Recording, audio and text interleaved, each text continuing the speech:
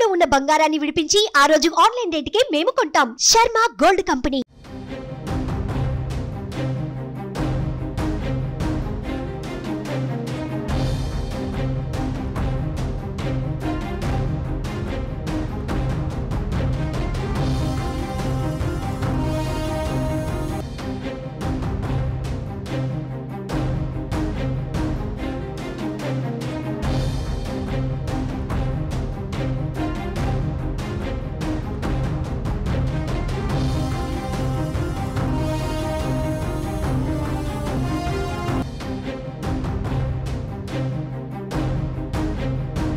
TDP జాతీయ ప్రధాన కార్యదర్శి నారా లోకేష్ అసాధ్యాన్ని సుసాధ్యం చేశారు. మంగళగిరిలో విజయ ఢంకా మోగించారు.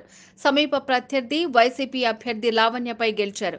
దీంతో టీడీపీ దశాబ్దాలుగా గెలవని మంగళగిరి అసెంబ్లీ స్థానంలో ఆ పార్టీ జెండా ఎగరేసి చరిత్ర సృష్టించారు. ఇప్పటి వరకు ఈ నియోజకవర్గంలో 15 సార్లు ఎన్నికలు జరిగితే టీడీపీ కేవలం 2 సార్లు మాత్రమే గెలిచింది.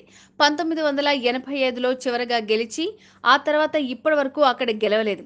ఇక 2019లో లోకేష్ పోటీ చేసి ఓడిపోయిన నియోజకవర్గాన్ని అంటిపెట్టుకుని ఉండడం ఇప్పుడు ఆయనకు కలిసి వచ్చింది. అలాగే నియోజకవర్గంలో వివిధ సేవా కార్యక్రమాలు చేపట్టడం ఆయనపై ప్రజల్లో సానుకూలతను పెంచాయి అనడంలో ఎలాంటి సందేహం లేదు.